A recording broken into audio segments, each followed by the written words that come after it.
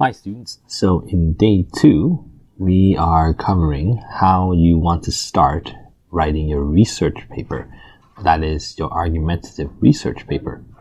And what you see here is a revision checklist. Now this time, instead of a checklist for your formatting and grammar and organization, this checklist is specifically for your content, what you write in the paper itself.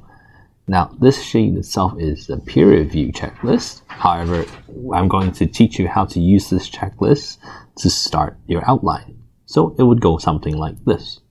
You will see the different structures and parts here. As you would in an essay, you would have your introduction paragraph. And then in this argumentative research essay, for your second paragraph, we want you to give a factual overview. So facts that are important about the topic. I'll put important facts, and we'll cover this in a bit more detail. Next, for your third paragraph, I want you to acknowledge and address certain counter arguments. And as I give you an example, I'll show you what I mean and how you can write this paragraph. Next, you're going to have at least 3 body paragraphs if you have 3 reasons.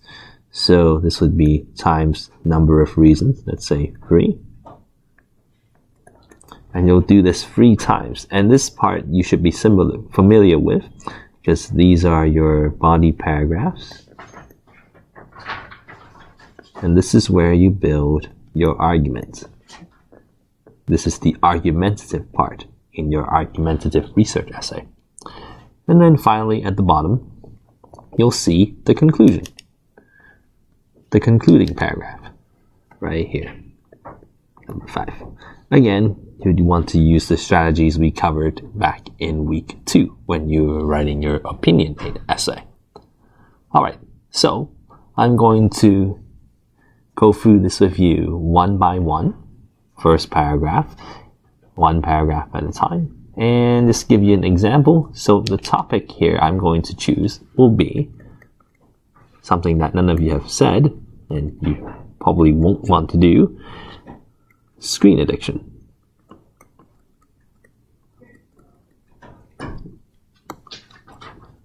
Addiction.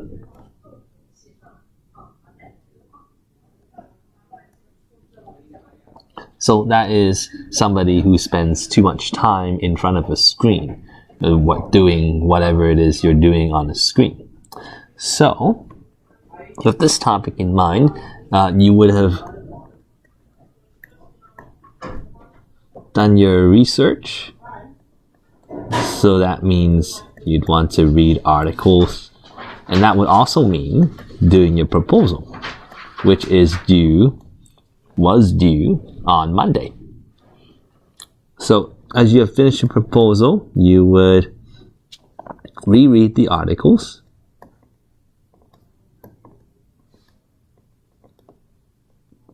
ask a research question, pick one from the 3 that you have chosen, and give an answer to that question, which is your thesis statement. Now this would be your introduction paragraph. And what you have in the introduction are your basic introduction parts. So you would have your big topic sentence, and then you would have some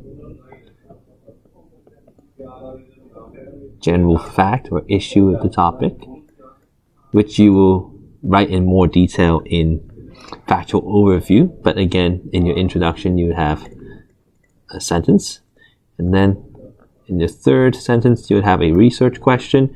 You can phrase this in question form or sentence form. And the last sentence of your introduction would be your thesis statement. So here, we got a specific section for your thesis statement. And it needs to have 2 parts. 1, your topic, and 2, your controlling idea. Now, if you remember, the topic is what you're talking about.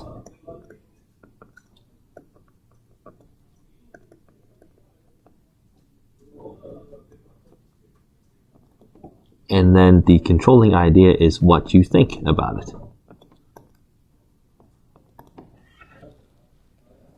So I'm going to clear the screen and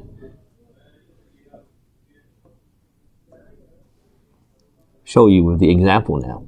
Here, if we have the topic again, screen addiction.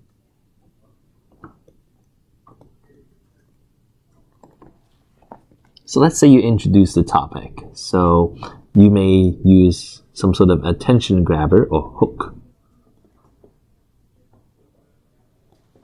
and say something like the number of people that have screen addiction, or how long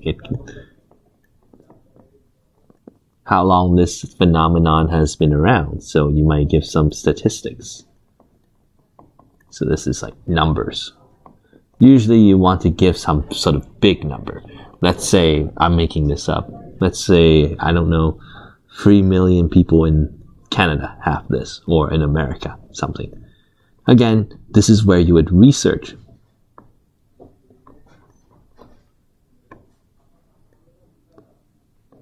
And use facts to support even your topic sentence. Remember, you want this to be true. But in my example, I am using a topic and I'm making it up, so you can't plagiarize this. But the idea is still there, and you can use the technique. So the first sentence is your attention grabber, which is your topic.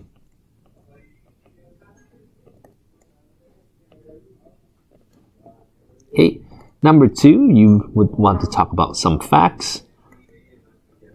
So this would be things like,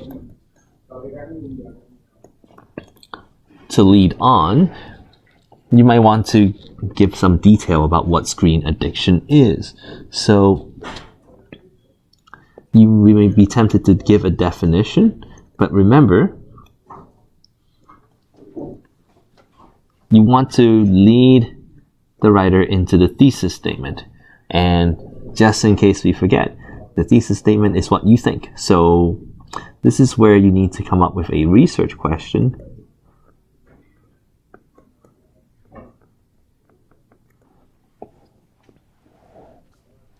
so that you can have an answer. And depending on how you ask the question, you want to end up with eventually a why question that you can answer with reasons. So, for example, when I ask you to write your rationale, why you think your topic is important, for example, I might say screen addiction is an important topic because, well, most people use phones, use some sort of screen, and more people show this problem, condition, and it's affecting people. And so I want to do my part and fix this problem.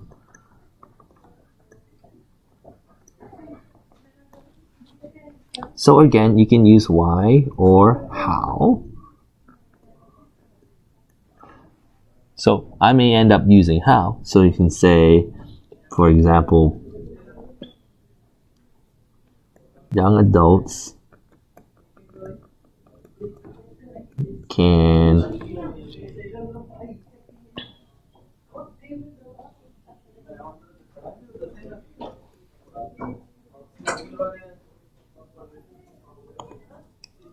let's say be more intentional. That would mean, they would want to, they would want to reducing their screen time. So I'm using my thesis statement first. Their screen time.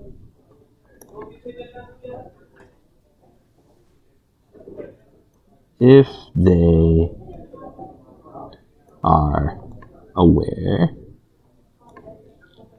of the growing dangers of excessive screen time.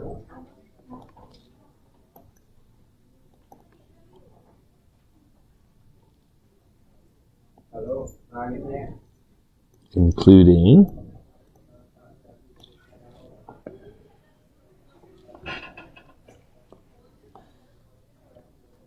so I would say 3 things here that that I want young adults to know about how dangerous screen time, having too much screen time can be, so they may want to stop. It's kind of like saying, oh, more people would not want to smoke if they know how dangerous smoking is. That sort of argument. And again, you can agree or disagree with this, but the idea is your thesis statement, you have the topic that is trying to get young adults to reduce their screen time. Reducing. And then what I think is, well, if we show the young adults 3 really big dangers of having too much screen time, well then they might, or they would, use the computer or use the cell phone less. So that's a thesis statement. So that's number 4. Now, how you would lead the reader from your attention grabber, which is your hook,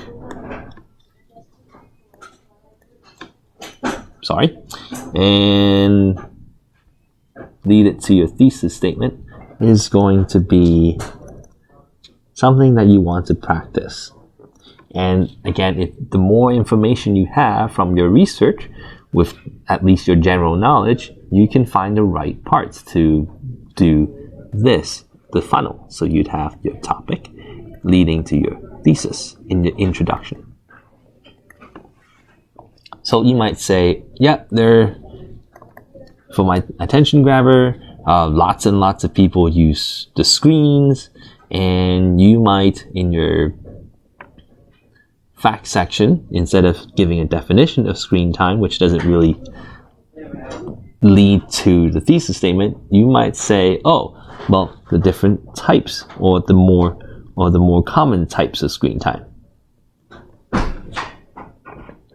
And then your research question is maybe, oh, how can you get people to reduce their screen time? Now, if I just use the type of screen time and ask a question like, how do I get people to reduce their screen time? There's still too big of a gap because we haven't talked about the dangers of screen time. But instead, maybe, instead of talking about the types, I can talk about the issue that, there are dangers to screen time. Not just disadvantages, but actual things that, are harmful.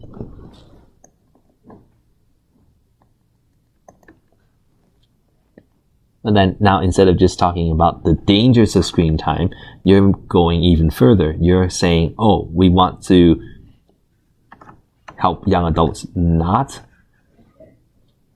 get too much screen time and avoid those dangers, which is why I asked you to write your rationale. So the more you think about the topic, and if it matters to you, it's easier to come up with a thesis statement like this.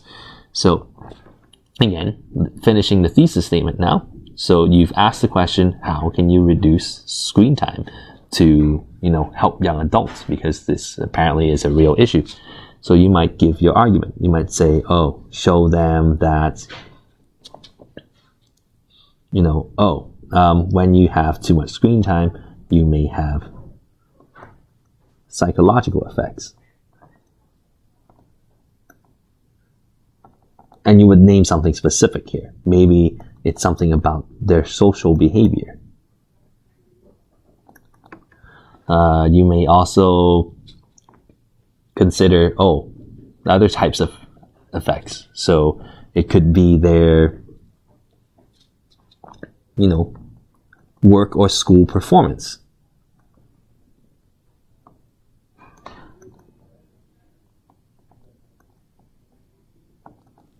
Again, the idea is too much screen time.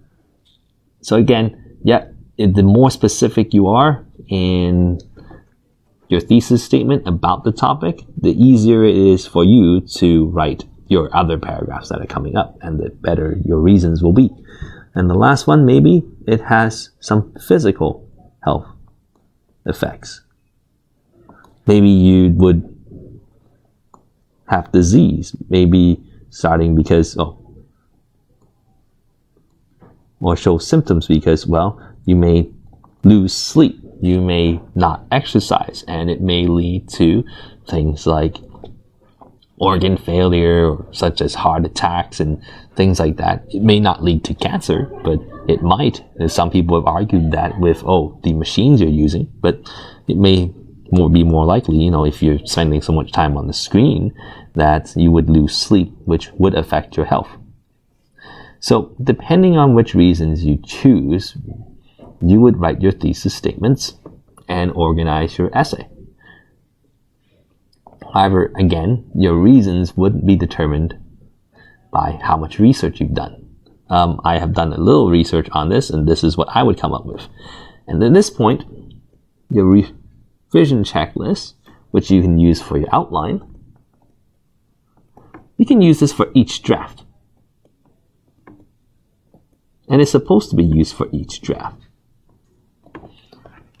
The intended use for this, what it was supposed to be, was when you've written your draft, you would show this to one of your classmates, and they would read your essay, or you can read it out loud to them, and they would review it with you and answer the questions there. But in this case, since this is an online class, we can use it to help you start your outline. So right now, I just showed you how to do paragraph 1. Okay, so I'm going to break this into parts. So this is just part 1. I'm going to do parts 2, 3, and 4, and 5 separately. Alright, so stay tuned.